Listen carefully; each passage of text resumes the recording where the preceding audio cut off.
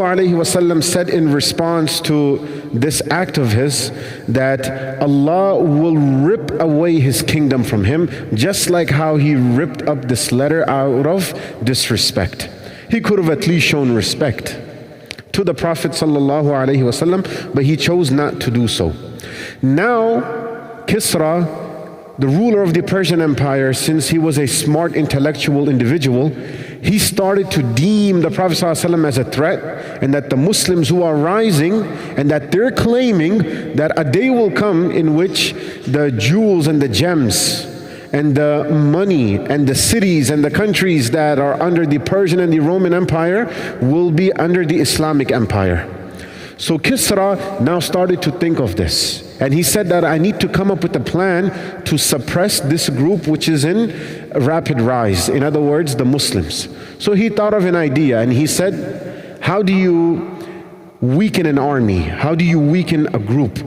You get rid of the leader, you weaken the group, you will be the leader of the group, then the group automatically will be disturbed, and they will not be able to accomplish the task that they had initially formed for. So he said that it is time for Muhammad to be gotten rid of from this world. So this is the ultimate goal that he had, but he needs to now make a plan.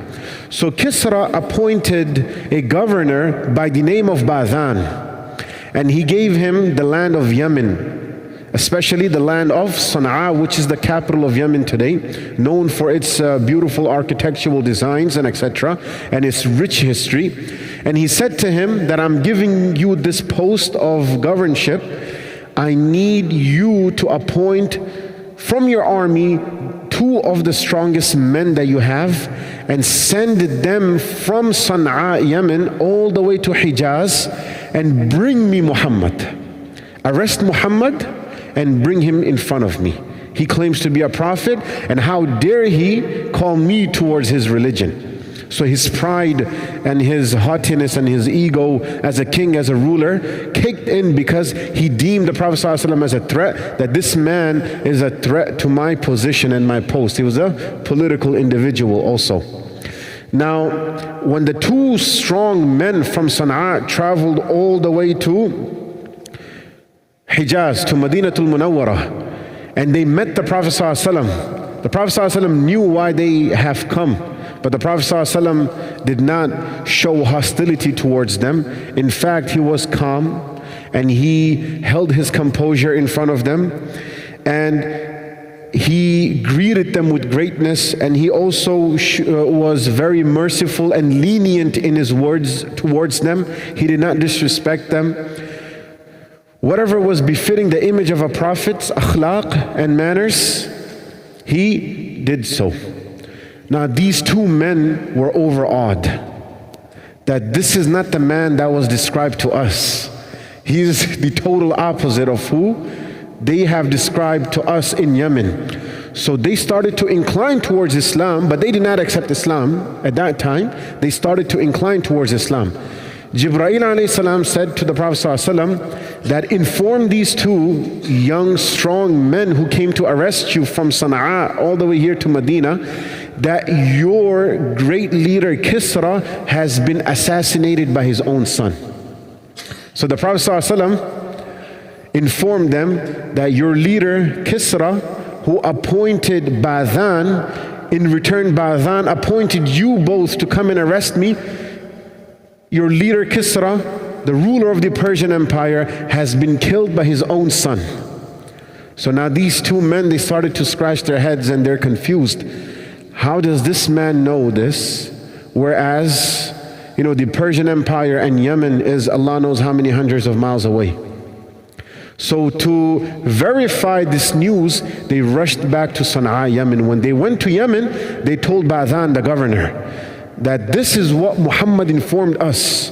Badhan said, wait, that's not possible. Nobody here knows that Kisra has been killed or assassinated. Shortly a while after, Badhan receives a letter. And in that letter it said, O Badhan, be it known to you that I have killed my father Kisra.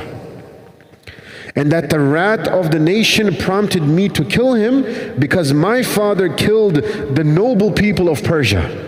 In other words, his father was a dictator, so his son wasn't able to digest the fact that his father has so much power. So he said, you know what?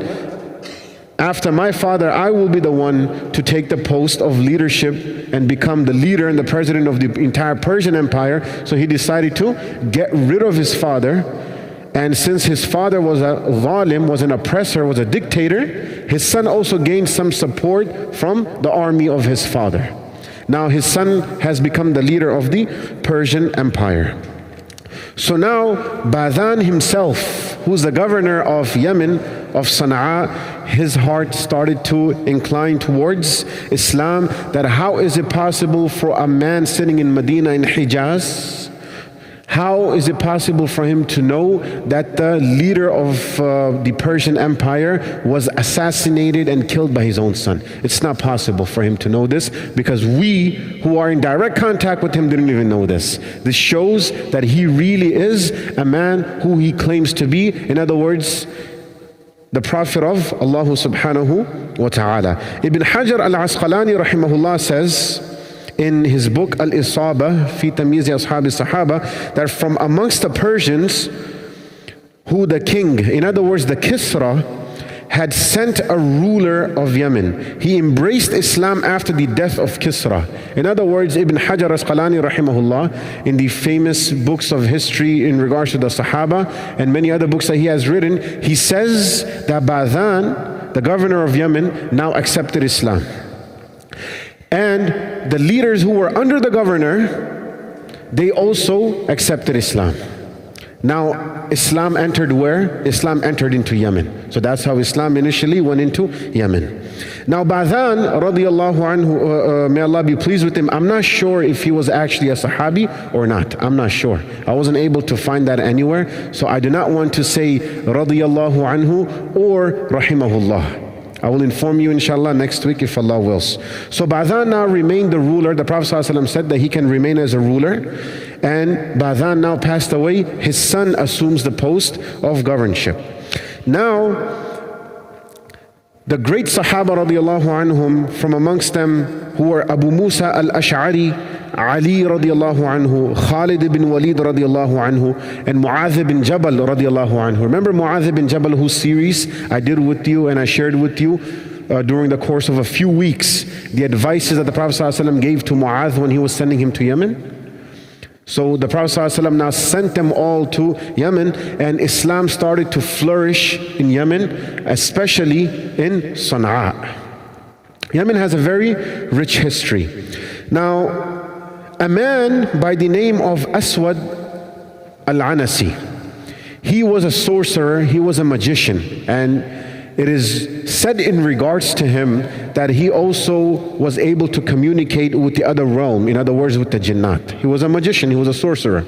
And of course he had his soul and etc. We all know how black magic and etc. works. And he was very good at talking, and he was very good at convincing people. Right? So you know how when a government is formed, and under the government there are millions of people, hundreds of thousands of people, hundreds of millions of people, not everyone will be happy with the government. Not everyone will be happy with the government. You will always have someone who's willing to form an alliance with those who want to invade that government. Right? So they call them the rotten apples from within. The rotten apples from within. So they also formed an alliance, and they formed an alliance with Aswad Anasi. And Aswad Anasi was a man who was very thirsty for might and power and leadership, which he was not given. And he was able to amass an army of 700 fierceful fighters who knew how to fight very well, and he invaded Sana'a. And he went into basically the White House where the government used to make the decision, and he invaded Sana'a and he took over the White House of that time. And when he ended up taking this, then the Sahaba radiallahu anhum, they made a plan that this dictator and the other Muslims, they came up with a plan that he needs to be assassinated. So they had a plan, and the man by the name of Fayruz ad-Daylami radiallahu anhu, the companion of the Prophet ﷺ, he went in as a brave warrior, as a brave man, and he was able to assassinate this dictator who claimed to be a prophet and who was an oppressor. He was causing a lot of harm to the Muslims and to, of course, to the non-Muslims and to the human beings in general. So this is how the fitna of Aswad Anasi was suppressed. Now the Prophet ﷺ, narrated by Abdullah ibn Umar radiallahu anhu, says that the Prophet ﷺ informed us about what was happening in Yemen, and he's sitting in Madinatul Munawwara a few days prior to the death of the Prophet ﷺ. This incident took place, and this again solidified the iman of the Sahaba radiallahu anhum, that how can this man sitting in Medina know about what's happening in Sana'a, Yemen? How can he know about everything with so much precision that it's occurring within the life of the leaders, within the lives of the leaders, within the Persian Empire, and etc. So the Sahaba radiallahu anhum, they knew that the Prophet sallallahu alaihi wasallam was actually a prophet of Allah subhanahu wa ta'ala. So this concludes the hadith which I had shared with you in regards to the two bracelets. Once again, the first gold bracelet that the Prophet ﷺ disliked was referring to Musaylama Kadhab, and the second one was referring to Aswad Anasi. There were many other people who claimed to be prophets, but they weren't able to advance militarily as these two individuals did. And these two individuals, they claimed to be the Prophet of Allah during the lifetime of the Prophet sallallahu alaihi wasallam. And Musaylama Kadhab was gotten rid of during the time of Abu Bakr radiallahu anhu, under the military expertise of Khalid ibn Walid radiallahu anhu, in the battle known as the Battle of Yamama. May Allah subhanahu wa ta'ala give us tawfiq to make amal. Subhanallah bihamdihi, subhanakallahumma bihamdik, wa nashhadu an la ilaha illa anta wa nastaghfiruka. Jazakumullah.